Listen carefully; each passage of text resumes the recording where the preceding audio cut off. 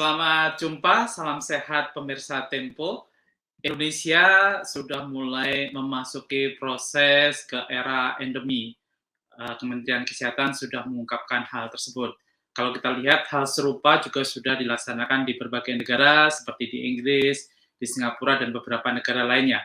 Dan melalui pembukaan ekonomi dan kegiatan masyarakat yang masif, di Singapura misalnya, mereka yakin bisa hidup berdampingan dengan virus dan wabah ini. Dan mereka menerapkan konsep new normal. Dalam berbagai konferensi kesehatan di Yogyakarta beberapa waktu lalu, Badan Kesehatan Dunia atau WHO juga sempat merekomendasikan untuk membatasi kegiatan ekonomi secara lokal saja. Jadi ini akan memberikan efek bagi terbukanya beberapa sektor ekonomi, pemerintahan, dan kegiatan masyarakat. Nah, apa saja yang perlu disiapkan? Bersama saya, Burhan Solihin, inilah kabar pandemi. Roadmap ekonomi harapan menuju pandemi.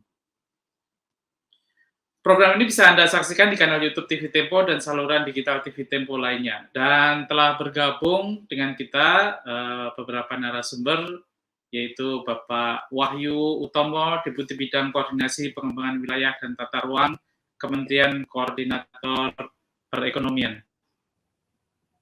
Selamat siang. Selamat siang, Pak. Kemudian juga telah bergabung dengan kita adalah Bapak Handi Irawan, Ketua Komite Tetap Branding dan E-Commerce Kamar Dagang dan Industri Indonesia atau KADIN. Selamat siang, Mas Burhan. Selamat siang, Mas Handi. Dan yang ketiga adalah Ibu Lucia Karina, Wakil Ketua Kebijakan Publik Asosiasi Pengusaha Indonesia atau APindo. Selamat siang semuanya, selamat siang Mas Burhan, selamat siang Pak Wahyu, selamat siang Pak Handi. Selamat siang Bu Karjala.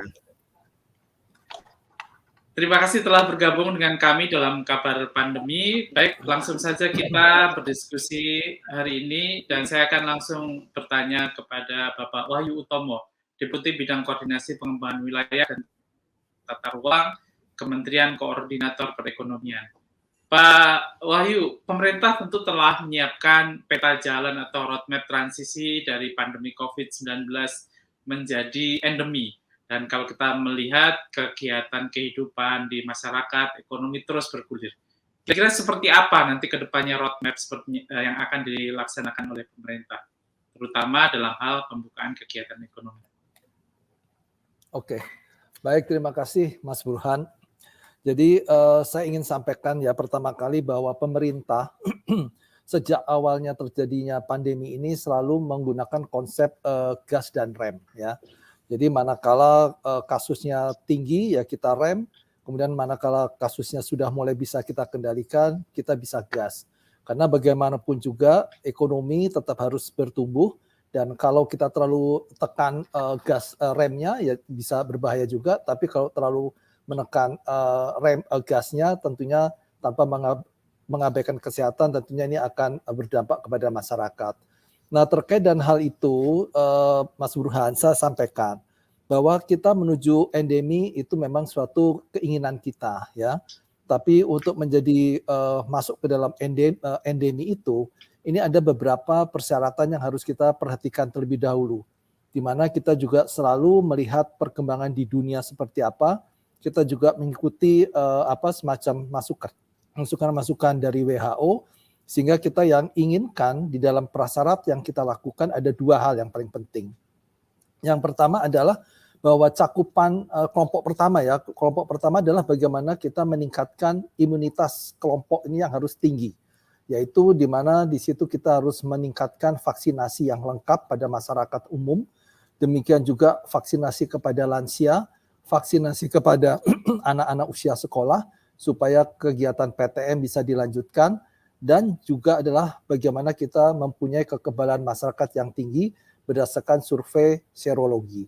Nah, kelompok kedua persyaratannya adalah bagaimana kita mempunyai kapasitas respon yang memadai. Artinya penguatan terkait dengan testing dan surveillance penyakit harus terus dilakukan dan tentunya meningkatkan kapasitas dan fasilitas dari kesehatan dan tenaga kesehatan. Dua kunci ini yang menjadi persyarat kita untuk masuk ke endemi. Nah, kalau kita bicara terkait dengan roadmap ya Mas Burhan ya, kita sudah mempunyai semacam ancang-ancang. Ya, ancang-ancang bagaimana kita mudah-mudahan akhir gelombang 3 ini bisa berakhir di bulan Maret, karena kita lihat misalnya untuk di Jawa Bali kasusnya sudah mulai menurun, tapi yang di luar Jawa Bali ini masih ada beberapa provinsi yang turun, tapi ada juga yang masih meningkat. Nah, tapi kita mencoba kalau Maret ini kita bisa akhiri gelombang ketiga dengan Omikron ini, maka kita bisa merencanakan ke depannya seperti apa. Nah, paling tidak yang paling kita utamakan adalah vaksinasi yang harus tinggi, ya itu langkah yang harus kita lakukan dengan target-target tadi paling tidak masyarakat umum harus 70%, kemudian yang lansia juga harus di atas 80%, dan anak-anak di atas 70%. Itu adalah syarat untuk masuk endemi. Kemudian terkait dengan kebiasaan masyarakat, terkait dengan prokes, ini juga harus tetap dipertahankan. Karena tanpa itu kita akan susah, kita akan membawa risiko yang tinggi kalau kita tidak menjaga protokol kesehatan. Dan tentunya lagi adalah terkait dengan survei dan proteksi terhadap kelompok rentan melalui pelaksanaan survei serologi yang harus kita lakukan. Tentang waktunya, Mas Burhan, kita tetap harus hati-hati. Sesuai dengan arahan Presiden, kita harus hati-hati, kita harus lihat perkembangannya secara rutin, kita gunakan tenaga-tenaga endemi kita, bagaimana epidemiolog ini memberikan masukan-masukan, dan tentunya kita juga harus membuka diri kita, bukan hanya untuk di antar pulau, tapi juga dengan negara lain. Ini tentunya kita harus lihat dari lingkungan Indonesia juga harus menjadi perhatian kita. Kira-kira itu terkait dengan tahapan yang harus kita lakukan. Makasih Mas Burhan. Oke, terima kasih Pak Wahyu. Nah, ini berkaitan tadi dengan pernyataan Bapak ini, apakah nanti ke depan dimungkinkan apabila persyaratan tadi itu terpenuhi ya, jadi mungkin Jawa akan masuk di endemi dulu atau semua langsung nasional masuk endemi, sehingga nanti pembukaan ekonominya apakah sama, barengan atau bagaimana? Ya, jadi kita harus lihat masing-masing wilayah dulu ya Mas Burhan ya. Seperti contoh kan setiap kabupaten itu kita evaluasi setiap minggu, setiap 2 minggu terkait dengan level PPKM-nya.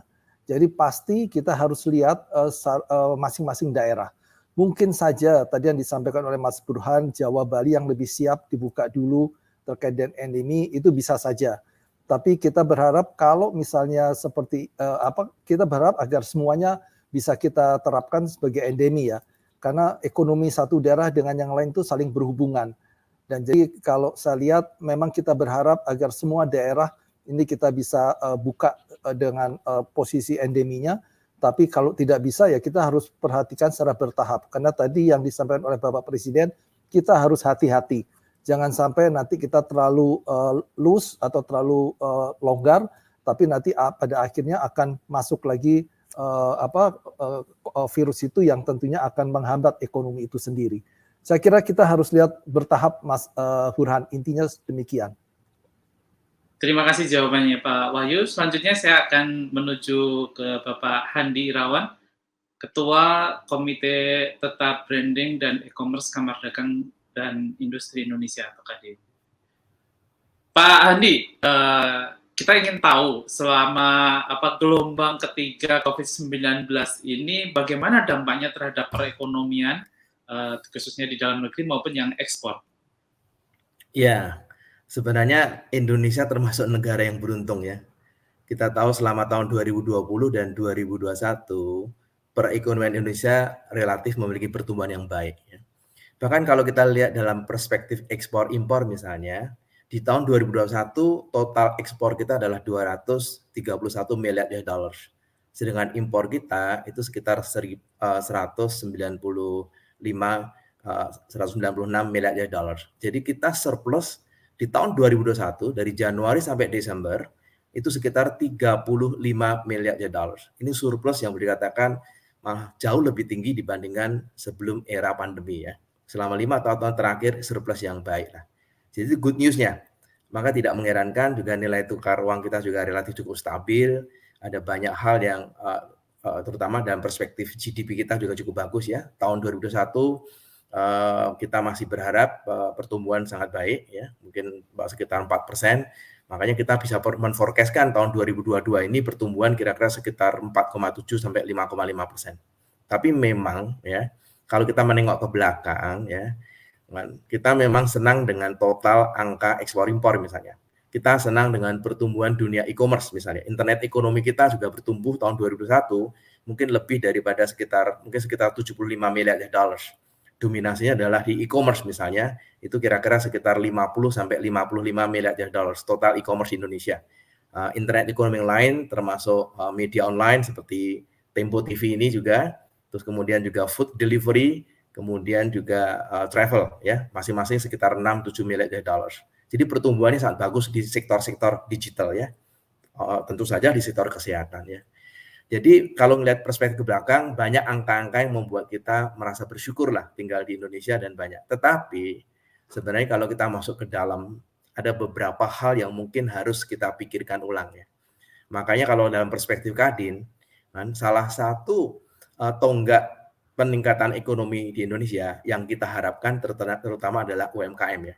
Apalagi dengan adanya kesempatan presidensi G20 di tahun 2022 ini, kita juga berharap Indonesia mendapatkan banyak peluang bisnis ya, kerjasama bisnis internasional, tapi juga salah satu pilar daripada Kadin yang sudah sudah diungkapkan tentunya adalah bagaimana kita juga memajukan UMKM yang sudah memberikan kontribusi 60%. Nah, saya mengambil contoh misalnya dari perspektif ekspor impornya ya, terutama ekspornya saja.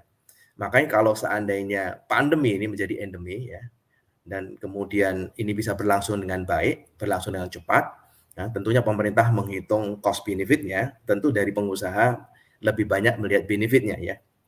Karena juga berbagai negara sudah melakukan seperti ini. Saya minggu lalu juga sempat ke Singapura ya. Saya lihat juga hampir normal di Singapura ya. Dari penerbangan VTL juga sudah berlangsung dengan bagus. Bahkan misalnya mereka-mereka yang terkena COVID ya, di sana kan juga ada aplikasi seperti kita ya. Kalau di sini kan ada Peduli Lindungi, di sana namanya Trace Together ya. Harus diakuin mereka punya aplikasi juga lebih cepat ya, karena sebagian besar mereka menggunakan Bluetooth ya. Itu yang tidak dilakukan kita ya. Kita masih pakai scan ya. Jadi di mall-mall kadang-kadang terjadi antrian, itu juga berbahaya sebenarnya ya, untuk prokes ya. Bluetooth kecepatannya luar biasa ya. Sehingga hampir di semua shopping center saya tidak melihat ada antrian di sana karena kecepatan Bluetooth yang luar biasa. Tapi anyway, kembali ke tadi ya. Saya melihat misalnya ekspor kita bersyukurlah 231 miliar dollars ya. Tapi kalau kita ngelihat strukturnya, nomor satu tetap bahan bakar mineral yaitu batu bara, ya.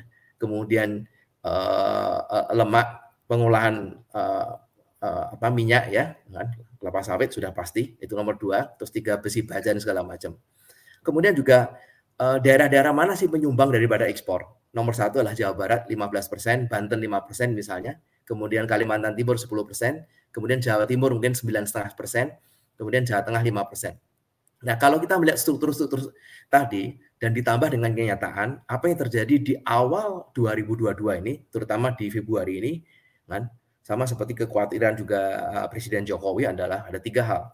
1, sudah pasti kelangkaan kontainer ini, ya. Kontainer menjadi sangat mahal, harganya 5 kali lipat, 10 kali lipat. Saya sendiri juga termasuk salah satu pelaku ekspor impor ya, juga merasakan dampaknya seperti ini. Dan kemudian kedua juga harga energi yang melambung, memang beberapa saham energi ya mereka mendapatkan semacam kelimpahan ya, oleh karena itu profitnya bagus, naik banyak ya. Tapi kemudian ketiga juga kelangkaan pangan di berbagai dunia. Maksud saya kenapa? Menggabungkan dengan nilai ekspor impor, kenyataan kalau kita melihat strukturnya dan juga tantangan 3 hal ini yang kita hadapin di awal tahun 2022, sebenarnya salah satu sektor yang paling terpukul sudah pasti adalah UMKM. Jadi ekspor kita meningkat, tapi kuesionya adalah apakah ekspor UMKM meningkat? Kalau melihat daerahnya tadi Jawa Barat, Jawa Timur, Kalimantan Timur, dan juga melihat komoditinya ya, yang melakukan peningkatan, memang total ekspor kita meningkat 42%. That's good news. Ya. Non-migasnya cukup besar. Tapi sekali lagi, 1, 2, 3, saya yakin pengekspornya bukan dari UMKM. Jadi top 10 komoditi, boleh katakan, dan kalau kita lihat daerah di mana ekspor itu dilakukan, yaitu Jawa Barat, Kalimantan Timur, dan Jawa Timur, dan Banten, kita lihat masih dimulai oleh perusahaan-perusahaan besar ya. Maka saya berharap sebenarnya mudah-mudahan ya dengan pandemi dirubah jadi endemi ini kan salah satu sektor yang paling diuntungkan nanti UMKM. Kan. Kelangkaan kontainer misalnya, harga energi yang lebih terjangkau sehingga cost-nya tidak itu, kemudian juga akses buat mereka kan jauh lebih baik. Jadi kita berharap ekonomi sudah baik, tapi shifting ya, kan, UMKM memberikan peranan yang semakin penting, kan, memberikan kontribusi terhadap GDP maupun kontribusi terhadap ekspor. Jadi figur selama 2 tahun ini kita bersyukur baik, tetapi memang agak kurang mengembirakan, terutama di sektor UMKM-nya. Mungkin komentar saya pertama kali seperti itu dulu, Mas Burhan. Tadi disampaikan bahwa Pak Handi mendukunglah shifting dari pandemi menjadi endemi dan itu diharapkan bisa memberikan dampak ekonomi yang lebih bagus terutama untuk UMKM ya. Apa alasannya, Pak? Ya, tadi saya katakan ya, kalau seandainya dari pandemi endemi dan kemudian sudah aktivitas sudah bergerak normal ya, saya berharap tadi ada beberapa tantangan yang kemudian bisa tereduksi ya. Saya berharap misalnya kelangkaan kontainer. Bayangkan kalau seluruh dunia sebagian besar sudah menerapkan endemi. Saya yakin aksesnya pasti lebih baik. Oleh karena itu dan juga bahan pangan pasti lebih baik. Tapi itu dari perspektif globalnya, itu membuat UMKM, sekarang banyak UMKM ingin ekspor, kan, tapi mereka juga kesulitan kontainer. Mereka harus membayar 5 kali lipat, bahkan untuk beberapa negara mereka membayar sampai 8 kali lipat. Ini sudah merupakan hal yang sangat nyata. Dan kemudian kenaikan kos-kos nanti yang saya khawatirkan, ya, kalau seandainya pandemi itu terlalu lama, sudah pasti melambung kos dalam hal produksi mereka. Kan kos energi naik. Kita lihat aja, beberapa hari ini memang harga saham dari perusahaan-perusahaan batu bara, perusahaan-perusahaan energi naik banyak. Tapi perusahaan consumer product, Anda perhatikan 2-3 hari ini mengalami penurunan. Baik Unilever, baik Indofood itu menunjukkan apa? Kekhawatiran mereka loh terhadap akses dan continuous produksi juga. Nah, kita bisa bayangkan kalau perusahaan sebesar ini harga sahamnya pun kan sudah mengalami penurunan, yang saya khawatirkan dampak terbesarnya pasti di UMKM juga. UMKM pasti terpukul lebih banyak. Maka dengan adanya endemi tadi, banyak tantangan global tereduksi, ya, kan? Masalah kontainer, masalah energi misalnya, atau kelangkaan pangan. Dan kemudian kedua, dalam perspektif domestik pun, kan, tantangan buat UMKM sudah pasti kan, akan lebih tereduksi dan membuat akses pasar mereka juga menjadi lebih baik ya. Dan saya harapkan UMKM terutama yang berorientasi ekspor tentu mereka lebih semakin bergairah ya. Dan sudah pasti ini bukan salah satu faktor yang satu-satunya yang membuat UMKM kita bisa bertumbuh, shifting pandemi dan endemi, dan sudah pasti masih banyak PR yang lain ya, terutama kebijakan ekspor impor dan juga kebijakan perdagangan dalam negeri termasuk kebijakan dalam bidang e-commerce misalnya ya. Kalau misalnya e-commerce yang saya sorotin terutama dalam proses e-commerce adalah bagaimana pemerintah untuk segera membuat satu perlindungan terutama kepada para reseller. Jumlah reseller e-commerce kita itu sudah mencapai 10 juta lebih loh. Dan mereka itu semuanya UMKM. Sebenarnya dengan adanya teknologi ini satu kesempatan yang luar biasa buat para UMKM untuk berkembang ya. Tapi yang saya khawatirkan tekanan dari para pemain e-commerce besar ini, mereka yang sudah IPO, mereka ingin IPO, dan mereka harus profitable, saya yakin kan, salah satu kemungkinan terbesar adalah UMKM-nya. Kan, mereka lebih mendapat tekanan yang lebih besar dari pemain ini. Kenapa? Mereka kan tidak membayar fee-nya. Sudah pasti mereka lebih fokus kepada perusahaan-perusahaan besar yang memiliki official store ya, dan mereka memberikan fee-nya. Ini kekhawatiran saya di satu sisi dengan adanya perubahan dari pandemi endemi, mungkin banyak UMKM itu happy, tapi tentu saja ada berbagai tantangan yang harus kita benahin pula ya. Salah satu contoh yang saya sebutkan tadi adalah e-commerce. Kebetulan ini bidang e-commerce di mana di Kadin saya ditunjuk sebagai ketua komite tetap di bidang e-commerce ini. Terima kasih jawabannya Pak Andi. Selanjutnya saya akan menuju Ibu Lucia Karina, Wakil Ketua Kebijakan Publik Asosiasi Pengusaha Indonesia atau APindo. Ibu, dari pantauan APindo, bagaimana ini kira-kira ke depan kalau terjadi transisi dari pandemi ke endemi di negara kita?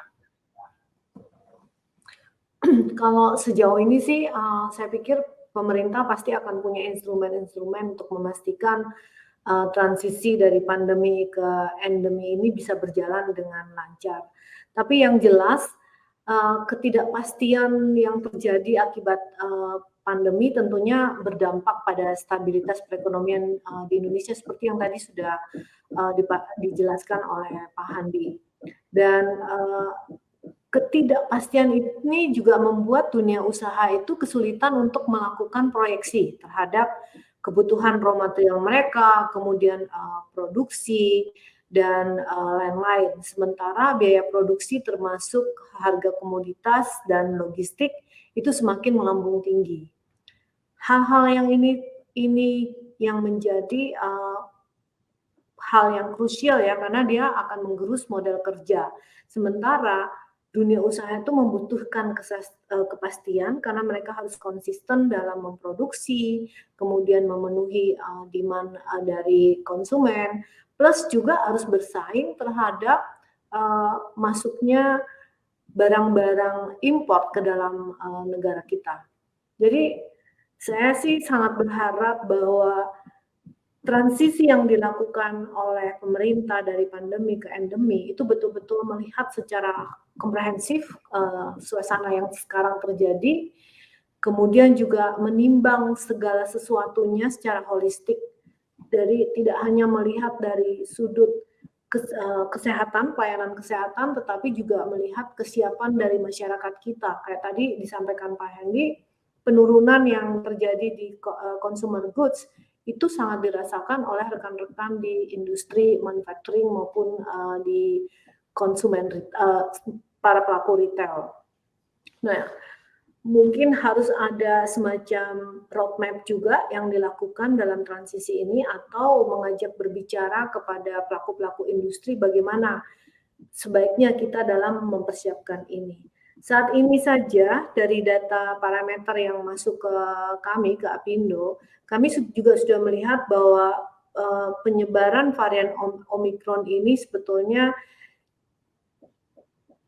tidak terlalu berpengaruh seperti yang Delta lalu ya, yang sampai PMI faktornya itu tahun lalu di Juli 2021, nih Pak Hendy kalau bisa koreksi saya ya kalau saya salah, itu berada di angka 40. Sementara di awal tahun 2022 ini kita sudah mencapai di PMI-nya itu sudah sekitar 50-an, 51 pada bulan Februari 2022. Artinya bahwa negara kita ini sebetulnya udah siap untuk masuk ke dalam zona transisi ekspansi, tetapi jangan sampai juga kita terlalu percaya diri sehingga kita lupa beberapa poin yang lainnya. Itu saja Mas, mungkin yang singkat karena tadi udah banyak yang juga disampaikan oleh Pak Hendy. Terima kasih. Terima kasih Ibu Karina. Selanjutnya saya akan menuju ke Bapak Fahrizal Darmanto, Sekretaris Daerah Provinsi Lampung.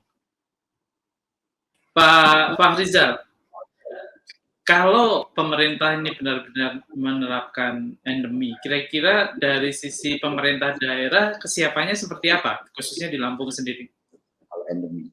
Terima kasih Pak Burhan. Sebelum saya memberikan penjelasan, izin saya menyampaikan salam takzim dari Pak Gubernur.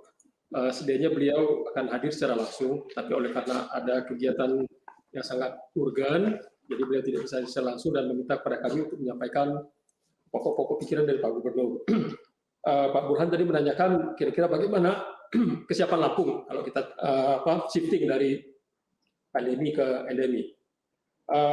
Mungkin selintas saja saya akan memberikan penjelasan bahwa kondisi di Provinsi Lampung sekarang mungkin sama dengan Indonesia pada umumnya, kan semakin melandai, semakin membaik. Kita lihat dari angka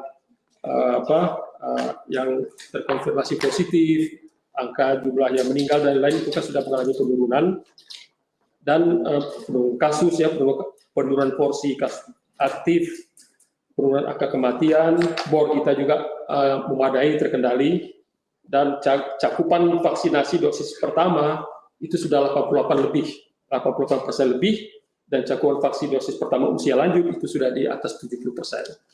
Jadi berdasarkan data-data ini, dan menyimak juga bagaimana kebijakan dari Pak Presiden dan juga statement dari Pak Menteri Kesehatan, bahwa kita sudah harus bersiap-siap masuk ke endemi, maka Pak Gubernur sangat berkeyakinan bahwa Provinsi Lampung siap untuk itu. Tapi tetap kita mengacu pada pesan Pak Presiden. Pertama, kita tetap menjaga kewaspadaan dan membangun optimisme di publik agar publik tidak panik dan lebih optimis untuk menatap ke depan lebih baik. Karena 2 tahun kita bergaul dengan COVID-19 sudah cukup capek dan ekonomi kita terpuruk dan kita harus segera bangkit. Nah, bangkit inilah kita harus menggerakkan peran serta masyarakat dengan optimisme, dengan semangat kerja, dan dengan kesadaran penuh kita menegakkan protokol kesehatan. Dan rambu-rambu regulasinya telah disiapkan di Provinsi Lampung. Kita sudah punya perda tentang adaptasi kebiasaan baru, kita juga sudah punya pergub bagaimana kita memanfaatkan aplikasi Peduli Lindungi dan lain. Jadi rambu-rambunya sudah kita siapkan. Satgas COVID kita tetap aktif, koordinasi dengan kabupaten kota itu tetap intensif. Nah, dengan adanya modal kelembagaan, modal regulasi, dan modal sosial yang sudah terbangun di Provinsi Lampung, Pak Gubernur bersama seluruh bupati wali kota Forkopimda sangat optimis Lampung siap. Oleh karena rambu-rambunya sudah kita siapkan. Dan dengan prinsip kehati-hatian, artinya apa? Kita akan setiap hari melakukan monitoring bagaimana progres, bagaimana perkembangan. Begitu terjadi hal-hal yang kita anggap suatu warning, maka kita harus mengambil langkah. Apa yang harus kita batasi? Sesuai dengan apa yang sering dikatakan Pak Presiden, kita melakukan kombinasi antara rem dan gas. Begitu jalannya mulus, gasnya kita tekan, Pak, biar ada akselerasi, percepatan. Begitu tikungan atau ada hambatan-hambatan, ada statistik yang meningkat, maka kita mulai memainkan rem. Jadi ini kita harus lakukan. Jadi kalau pertanyaannya bagaimana sampai akhir tahun siap atau tidak, harus siap, tapi kita dengan mekanisme. Kita melakukan monitoring, kita perhatikan rambunya, dan kita dengan peran serta masyarakat, maka kita berkeyakinan itu akan baik. Kira-kira begitu, Pak. Terima kasih, Bapak. Pemirsa, kita akan membahas lebih dalam topik ini setelah jeda yang berikut ini.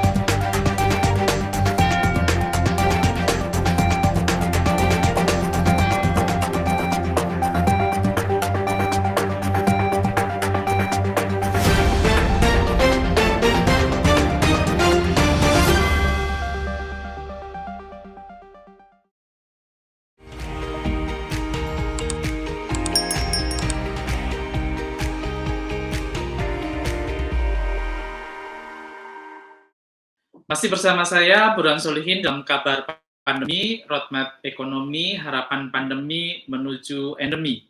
Program ini bisa Anda saksikan di kanal YouTube TV Tempo dan saluran digital TV Tempo lainnya.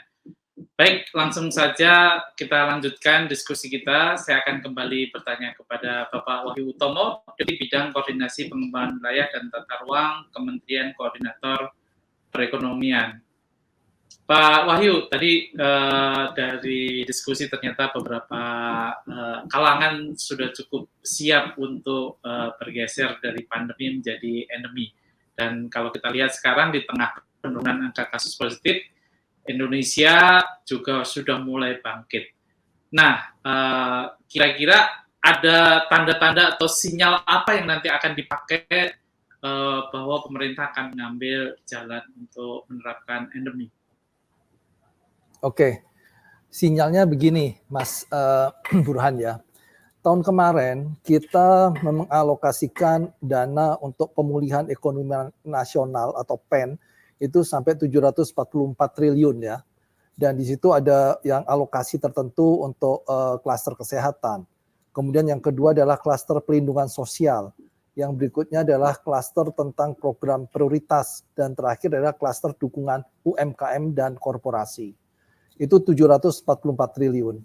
Nah, tahun ini kita melihat bahwa kondisi ekonomi kita dengan dampak dari PEN ini cukup signifikan. Artinya gimana? Artinya kita kemarin memang mengalami penurunan dari pertumbuhan ekonomi tapi tidak terlalu dalam. Karena kami melihat program PEN ini cukup baik dan cukup tepat sasaran. Dan tadi disampaikan oleh Pak Handi terkait dengan UMKM itu memang menjadi salah satu yang kita prioritaskan. Karena ekonomi kita bukan hanya tergantung kepada para konglomerat, tapi sebetulnya kepada UMKM. Daya saing kita, ketahanan ekonomi kita sangat tergantung kepada UMKM. Sehingga tadi yang Pak Handi sampaikan perlu pelindungan terkait ke e-seller, ini merupakan salah satu masukan yang baik. Nah, yang tahun ini bagaimana terkait dengan PEN tersebut? Ini kita turunkan nilainya 455 triliun. Artinya cukup besar penurunannya dan ini hanya 3 klaster yang kita berikan. Baik untuk dukungan UMKM masih tetap ada, termasuk di situ adalah insentif usaha dan program prioritas.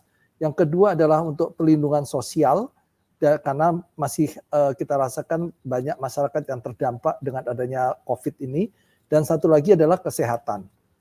Nah, jadi menurut saya Mas Burhan, ini adalah menunjukkan confidence dari pemerintah bahwa kita sudah bisa menangani COVID-19 ini.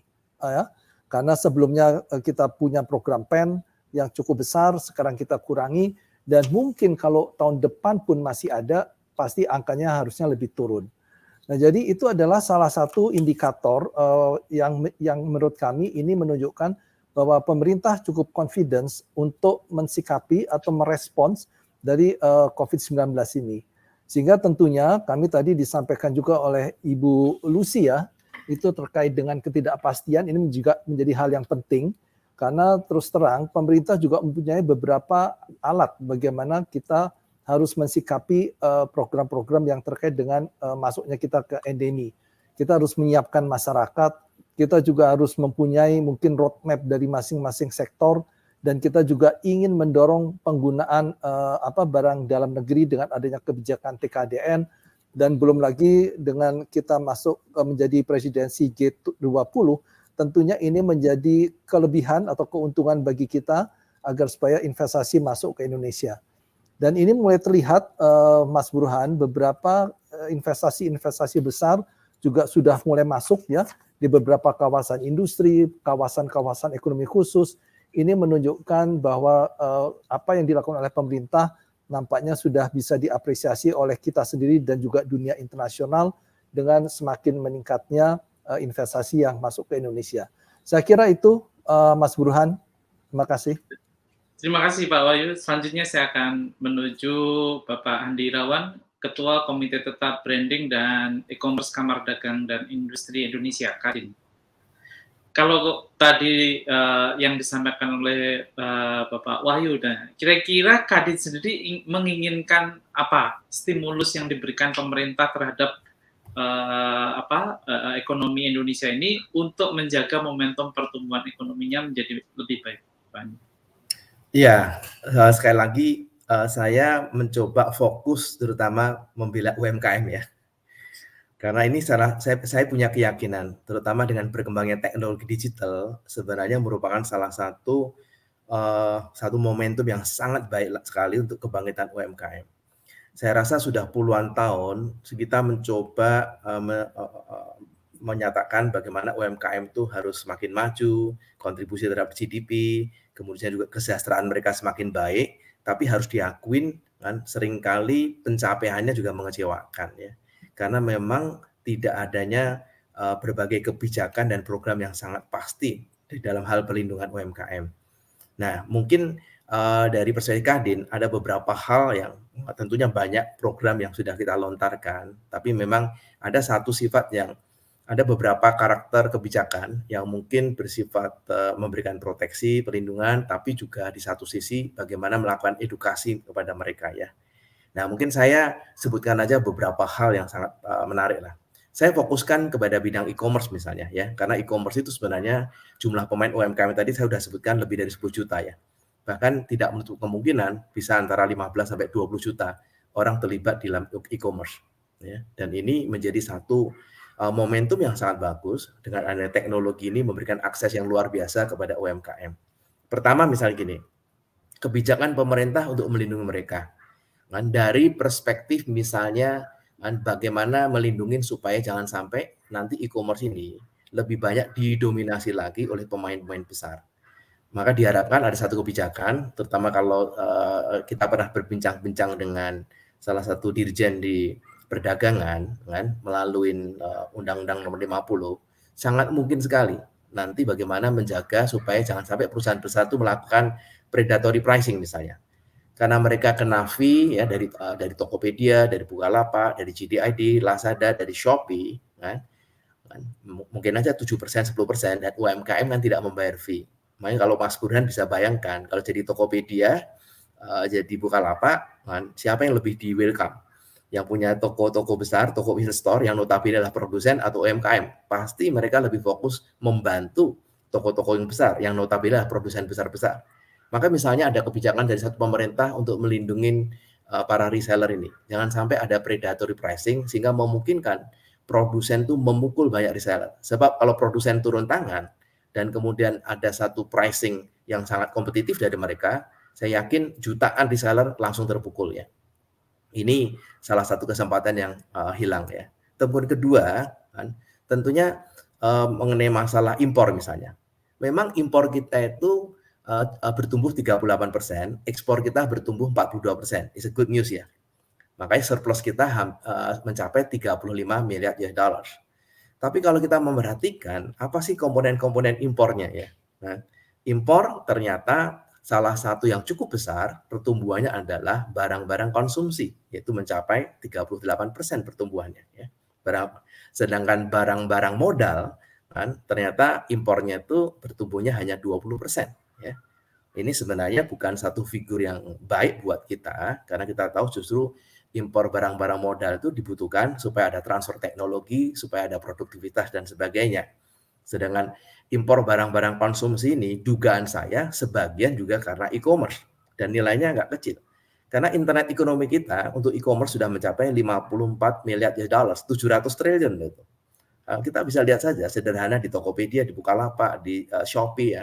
Begitu banyak produk impor yang notabene memukul UMKM kita. Karena salah satu kebijakannya adalah apa? Bahwa yang harganya kurang dari $3 dibebaskan pajak. Memang kelihatannya $3 kelihatan angka yang cukup kecil ya. Tapi kalau kita melihat hampir 90% produsen UMKM itu memproduksi barang-barang yang nilainya kurang dari $3 atau kurang dari 42.000 hari ini ya. Barang mereka itu 5.000, 10.000, 15.000, 20.000. Jadi sebenarnya yang kita inginkan bagaimana kita memperjuangkan kalau bisa ya, yang tidak dikenain pajak impor, terutama barang-barang yang diturunkan dari $3 menjadi $1 saja sudah gitu. Nah, karena 90% itu barang-barang UMKM harga per unitnya itu kurang dari $3.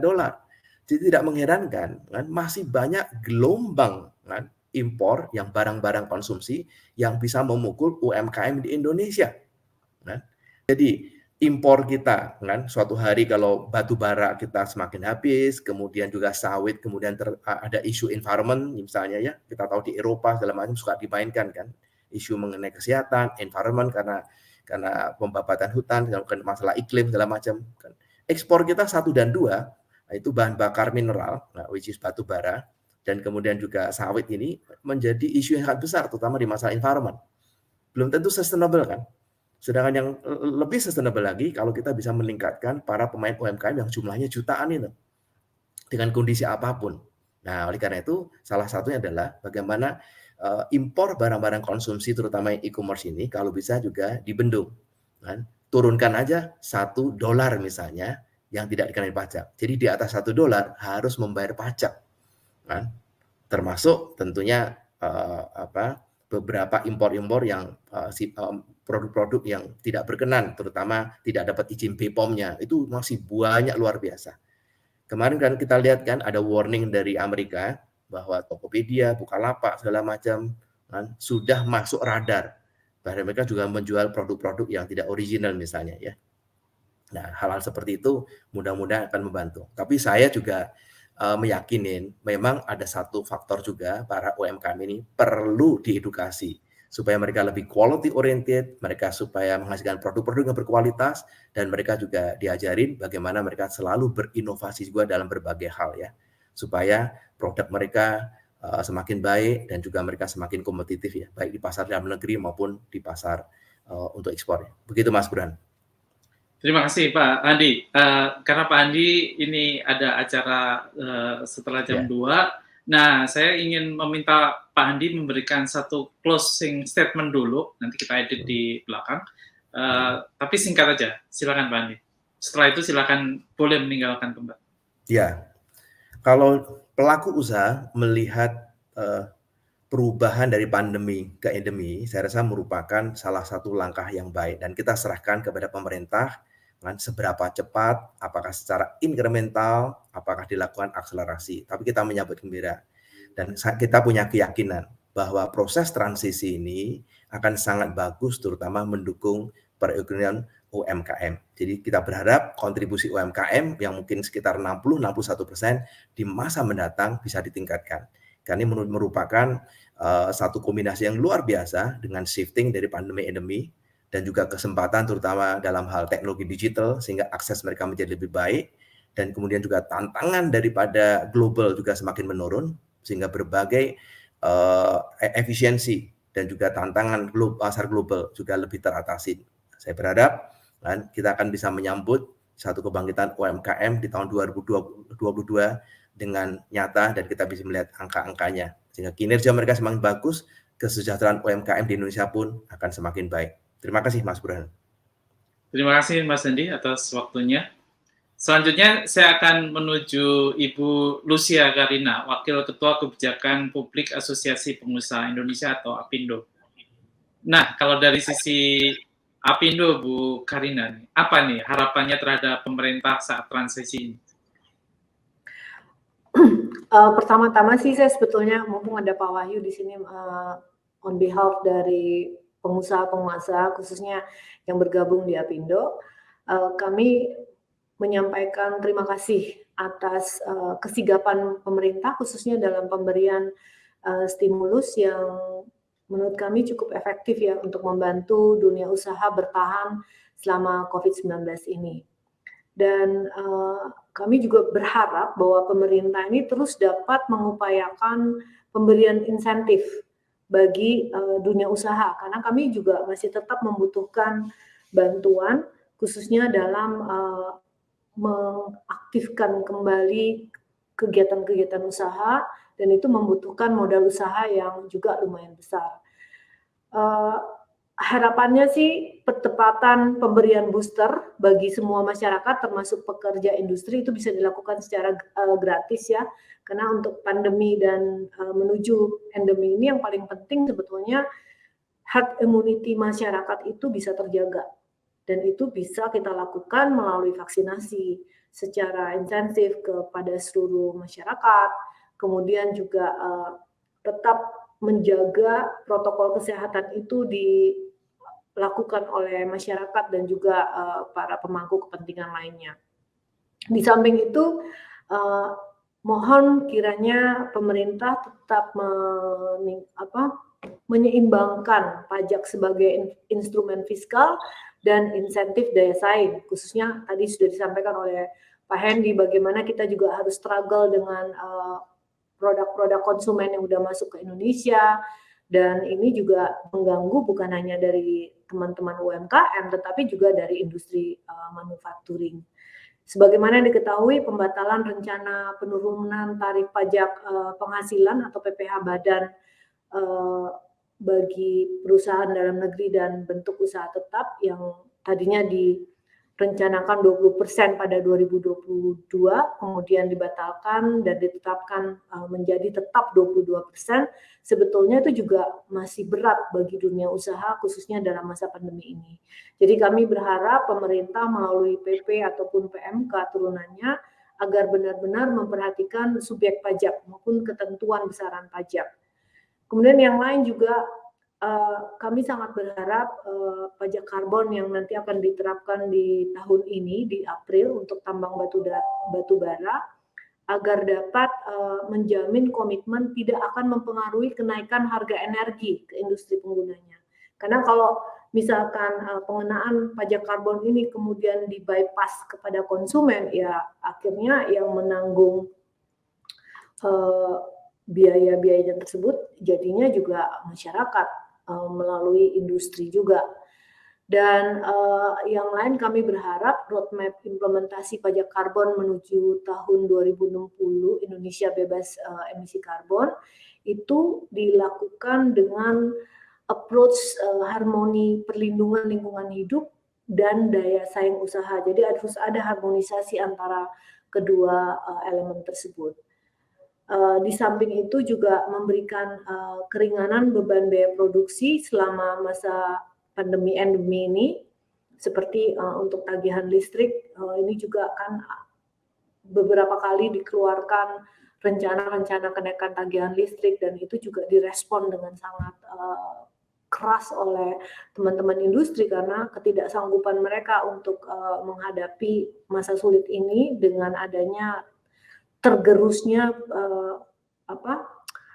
biaya modal kerja mereka. Kemudian yang lain tadi juga disampaikan oleh Pak Hendy, mohon dilanjutkan lagi relaksasi pembiayaan kredit sehingga insentif ini bisa menjaga likuiditas dari perusahaan. Kalau terjadi relaksasi pembayaran kredit, ini akan membantu nafas dari perusahaan-perusahaan tersebut dan kita akan bisa lebih berlari lagi untuk mengejar ketinggalan sebelumnya. Besar harapan kami juga insentif super tax deductible juga diterapkan dengan birokrasi yang lebih sederhana tanpa mengurangi akuntabilitas implementasi program, khususnya ini untuk mendorong pemberdayaan sumber daya manusia. Di samping itu juga manfaat pelatihan dalam skema jaminan kehilangan pekerjaan dan pelatihan dalam bentuk kartu prakerja itu harus bisa disinergikan agar tidak terjadi duplikasi dan pemanfaatannya itu tidak menjadi beban negara dan tidak ada hasilnya. Jadi kalau misalkan bisa ini benar-benar kita duduk bersama bagaimana caranya supaya kartu prakerja ini mencapai target atau objektif dibuatnya kartu prakerja ini. Hal yang lain juga yang ini sudah kami mulai ya, Apindo mendorong upaya-upaya negosiasi juga dengan beberapa negara itu adalah penerapan local currency settlement, di mana fasilitasi perluasan LCS ini dapat menopang ekspansi nilai perdagangan dunia usaha Indonesia dengan mitra-mitra negara lain seperti Malaysia, Thailand, Jepang, dan Cina. Ini negara-negara yang saat ini sudah menyepakati kebijakan LCS dan kita sudah tidak tergantung lagi pada US dollar sehingga ini membuat mata uang rupiah kita menjadi kuat. Dan yang terakhir sih harapan saya kita lakukan juga pelonggaran perjalanan wisata Nusantara secara bertahap dan tentunya kami dari Apindo juga berupaya supaya rekan-rekan para pelaku industri pariwisata dengan pelonggaran-pelonggaran ini tetap menjaga protokol kesehatan sehingga bisa betul-betul nanti tidak ada lagi restriction yang dilakukan pada industri pariwisata. Saya rasa itu sih beberapa harapan yang bisa kami sampaikan kepada pihak pemerintah, Mas Burhan. Terima kasih Ibu Karina. Selanjutnya saya akan menuju ke Bapak Fahrizal Darmanto, Sekretaris Daerah Provinsi Lampung. Pak Fahrizal, kalau ini pandemi sudah berjalan hampir sekitar 2 tahun dan sekarang terjadi transisi menuju endemi.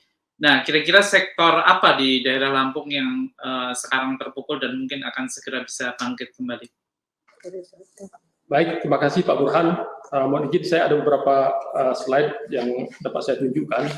Ini adalah kondisi ekonomi Provinsi Lampung. Tentunya kita memasuki endemi, kita tidak bisa terlepas dengan potensi yang sudah kita miliki selama ini. Oke.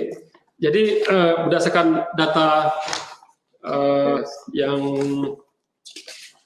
dirilis oleh BPS, itu nampak bahwa di tahun 2020 memang ekonomi kita terpuruk sampai minus 1,67, tetapi tidak terlalu dalam seperti halnya nasional minus 0,2.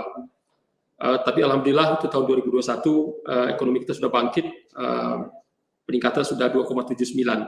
Kalau kita lihat di slide selanjutnya bahwa Provinsi Lampung basis ekonomi yang paling dominan itu adalah pertanian, kehutanan dan perikanan dengan dukungan sekitar 28,39%. Jadi ini besar sekali. Yang kedua adalah industri pengolahan, setelah itu perdagangan besar, reparasi dan kendaraan, transportasi pergudangan, dan informasi dan komunikasi. Jadi dia adalah sektor-sektor dominan Provinsi Lampung. Nah, terkait dengan ini, maka tentunya kita membuat kebijakan ekonomi tidak bisa terlepas dari kondisi yang memang sudah ada. Artinya, pertanian dengan kontribusi sekitar 28,39%, dan masyarakat di Provinsi Lampung 70% ada di pedesaan, dan mayoritas bekerja di sektor pertanian, maka pemerintah daerah akan segera menggerakkan sektor pertanian ini. Oleh karena kalau berhasil, maka kita bisa menciptakan nilai tambah yang cukup baik, dan juga untuk memberikan lapangan pekerjaan yang lebih banyak bagi masyarakat di pedesaan, yang jumlahnya sekitar 70%. Jadi itu adalah strategi yang akan kita gunakan. Selain itu juga kita melihat beberapa sektor yang akan tumbuh cukup baik di Provinsi Lampung oleh karena posisi strategisnya dan didukung oleh infrastruktur, yaitu sektor pariwisata. Untuk itu maka Pak Gubernur dan Bupati Wali Kota telah merancang rencana kerja untuk segera menggerakkan sektor pariwisata, oleh karena ini diyakini cukup efektif untuk memberikan lapangan pekerjaan dan memberikan nilai tambah bagi masyarakat luas. Di samping nantinya program-program jangka menengah dan jangka panjang, pembangunan infrastruktur, pembangunan bidang energi, itu memang sudah terprogram dan ini tinggal kita lanjutkan.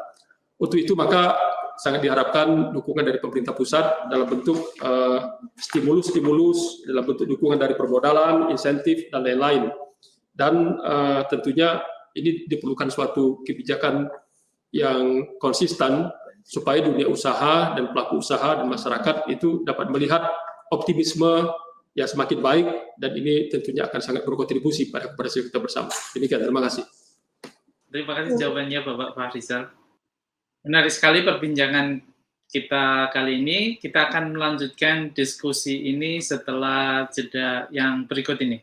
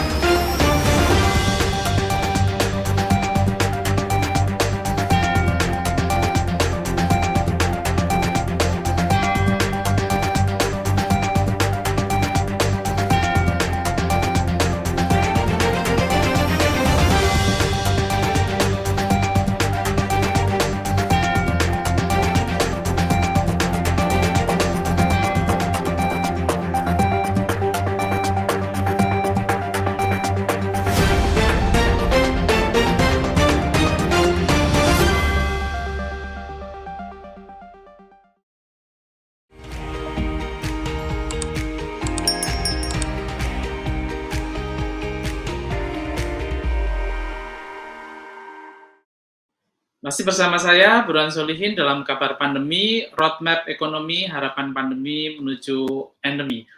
Program ini bisa Anda saksikan di kanal YouTube TV Tempo dan saluran digital lainnya.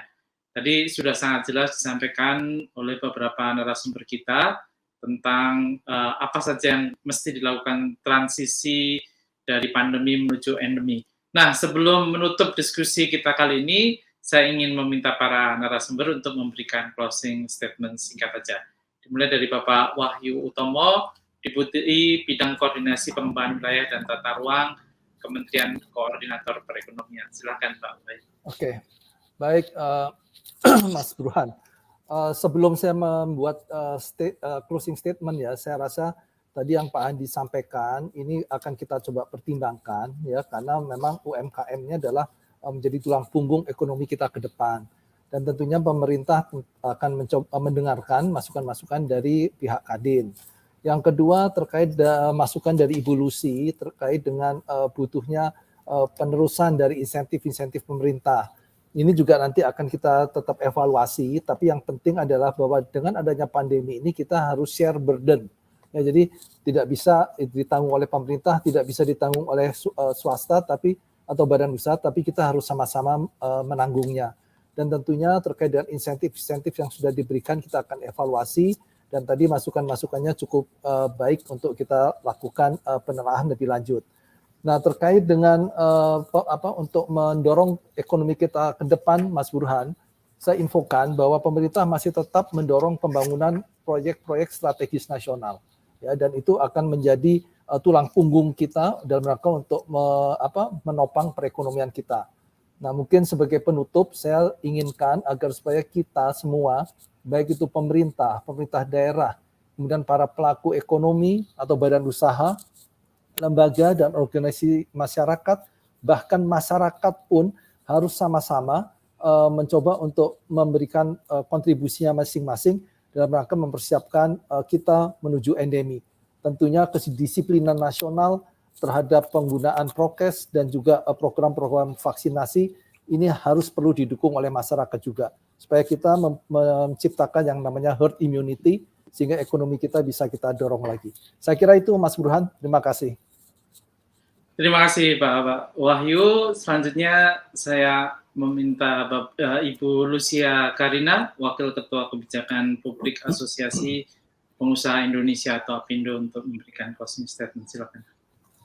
Terima kasih Mas Burhan, terima kasih juga tadi tanggapan dari Pak Wahyu. Mudah-mudahan ini bisa kita sinergikan bersama ya Pak. Kami juga menyadari bahwa pemerintah tidak bisa sendiri, harus bersama-sama juga dengan industri dan masyarakat lainnya. Nah, harapan saya, mari kita bersama-sama, pemerintah bersama dengan industri dan masyarakat, mampu mempertahankan pengendalian pandemi yang saat ini sudah baik, khususnya untuk mencegah penyebaran virus COVID, kemudian juga mempercepat vaksinasi guna mencapai herd immunity, sehingga transisi ke fase endemi itu dapat berjalan lancar dan mulus. Dengan demikian, perekonomian juga bisa tumbuh lebih kuat dan lebih stabil. Mari kita gunakan momentum presidensi G20 tahun ini untuk dapat rebound dengan lebih tinggi dan cepat, dan ini kita bisa membuktikan kepada negara-negara lain bahwa Indonesia memang bukan negara sembarangan, tetapi merupakan negara tangguh, dan kita kuat karena memang kita kompak. Terima kasih. Terima kasih Bu Lucia Karina. Selanjutnya saya meminta Bapak Farsal Darmanto, Sekretaris Daerah Provinsi Lampung, untuk memberikan kalimat penutup. Silakan. Terima kasih Pak Burhan. Terkait dengan ini, pertama pemerintah daerah itu manut dengan kebijakan dari pusat. Karena pusat pasti sudah punya kacamata yang lebih komprehensif, baik dalam penanganan kesehatan, pengendalian prokes, dan kebijakan ekonomi. Tapi Lampung sangat mendukung dan menyatakan siap bahwa kita optimis gitu dengan masyarakat, dengan dunia usaha kita bangun optimisme, kita harus bangkit supaya ekonomi kita bisa lebih baik, masyarakat bisa lebih produktif, dan masyarakat bisa lebih kembali sejahtera. Untuk itu, maka beberapa hal yang akan dilakukan di tingkat daerah. Pertama, kita tetap melakukan perkuatan di sisi hulu ya, di kesehatan, vaksin kita perkuat, dan kita kendalikan prokes dengan ketat. Oleh karena itu adalah modal kita. Yang kedua, kita melakukan monef secara akurat. Jika apapun kebijakan yang kita lakukan itu berbasis data. Bagaimana kita mengendalikan anak-anak yang di sekolah, kegiatan-kegiatan sosial dan lain-lain, itu semua akan kita tentukan berbasis data. Oleh karena itulah maka Satgas COVID masih kita aktifkan. Oleh karena itu masih sangat diperlukan. Dan itulah sebetulnya menjadi dasar kita untuk memainkan kombinasi rem dan gas. Begitu kondisinya baik, maka remnya kita injak gasnya, dan sebaliknya begitu. Setelah itu kita juga akan belajar dari COVID, bahwa masyarakat sekarang sudah lebih siap dengan teknologi digital dan lain-lain, maka kita akan dorong e-commerce ke UMKM kita, dan Pak Gubernur juga punya program Satu Petani Berjaya. Mudah-mudahan ini dalam kesempatan pertama ini dapat membangkitkan ekonomi masyarakat, sehingga ada dua tujuan. Pertama, kita akan mendorong peningkatan nilai tambah dari sisi produksi itu, dan yang kedua menciptakan lapangan kerja seluas-luasnya. Untuk jangka menengah dan panjang, Provinsi Lampung sudah punya rencana-rencana pembangunan untuk membangun infrastruktur, membangun pariwisata, membangun energi, dan lain-lain. Jadi ini akan kita selaraskan. Jadi ada program jangka pendek, jangka menengah, dan jangka panjang, dan semua ini akan kita lakukan sesuai dengan kondisi yang harus kita kendalikan. Demikian, terima kasih. Terima kasih penjelasannya. Kami mengucapkan banyak terima kasih kepada para narasumber yang sudah bergabung bersama kami di acara Kabar Pandemi, dan terima kasih terhadap seluruh pemirsa yang sudah menonton. Semoga diskusi tadi bermanfaat bagi kita semua. Sampai di sini kami temani Anda dalam Kabar Pandemi. Akhir kata, saya Burhan Solihin beserta seluruh kru dan kerabat yang bertugas pamit mundur dan sampai jumpa. Salam sehat.